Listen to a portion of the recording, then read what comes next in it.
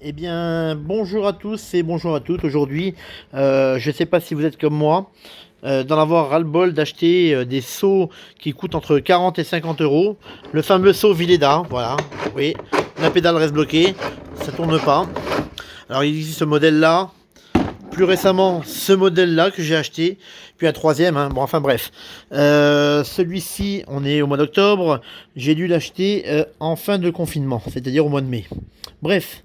Je vais vous expliquer où est le problème.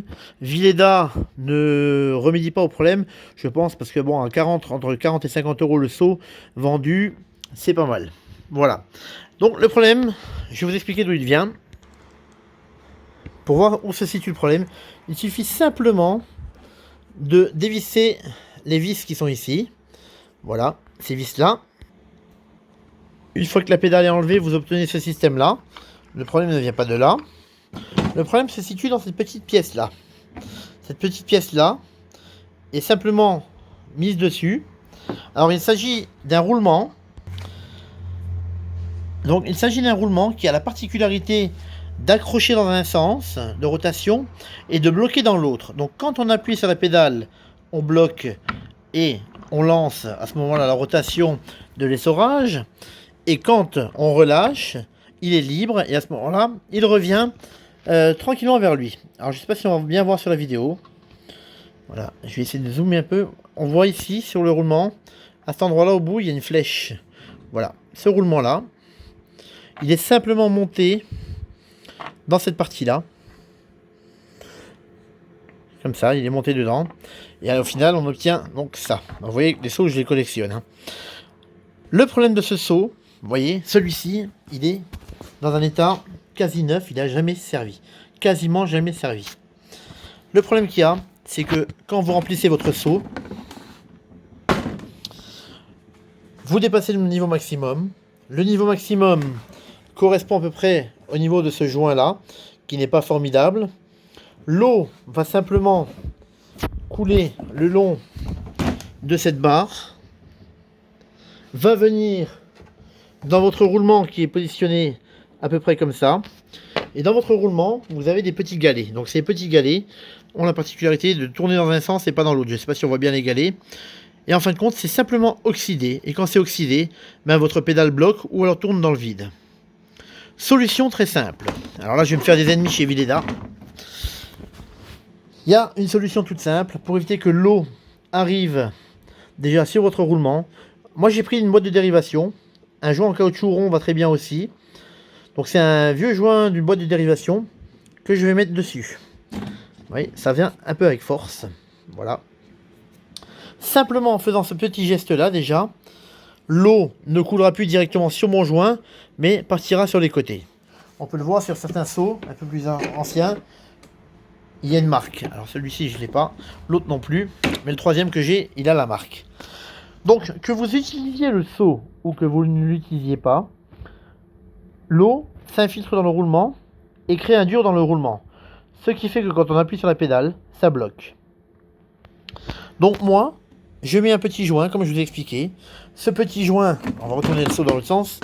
L'eau, quand elle passera au-dessus, sera automatiquement éjectée sur les côtés du joint et ne viendra plus sur mon roulement, sur mon axe, pour bloquer le tout.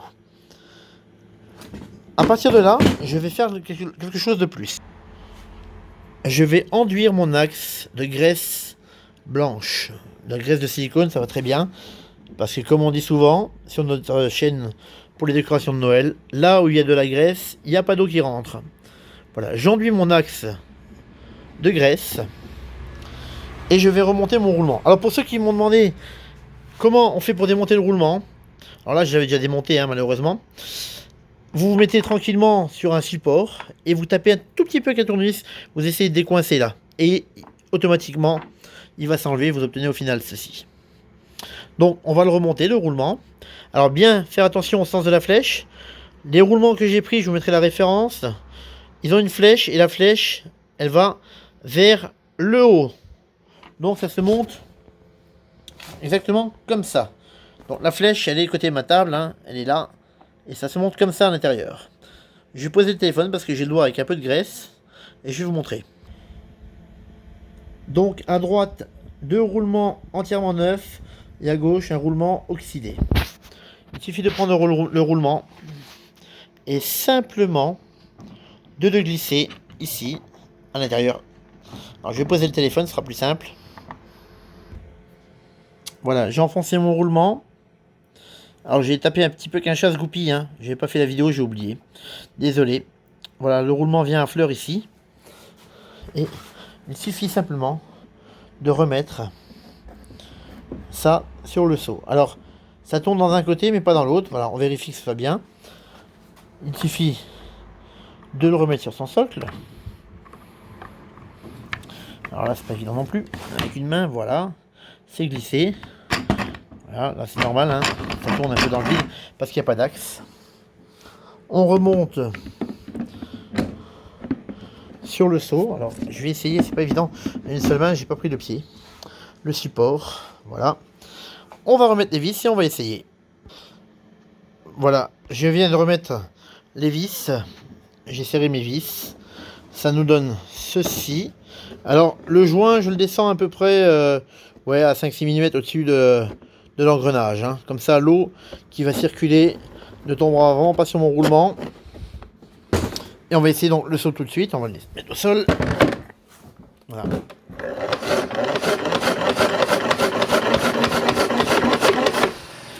Voilà. Bon, faut peut-être pas mettre les doigts.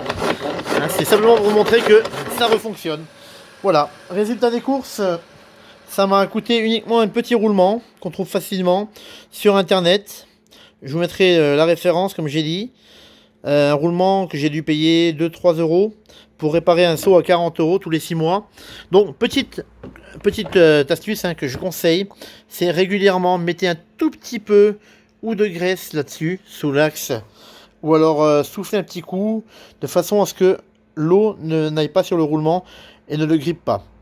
Et ça, bien évidemment, que vous utilisiez le seau ou que vous ne l'utilisiez pas, ça peut arriver, ça s'oxyde, et comme ça ne travaille pas, ben, les petites bagues du roulement deviennent tout dures.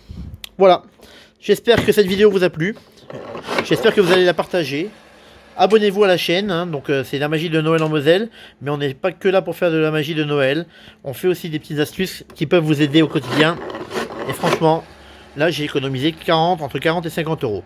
Alors ça tombe bien, parce que bien évidemment, j'en ai pas que un. J'ai le deuxième à refaire. Et j'en ai un troisième. Voilà, j'ai une bonne occupation. A très bientôt. Likez, partagez. Bye bye.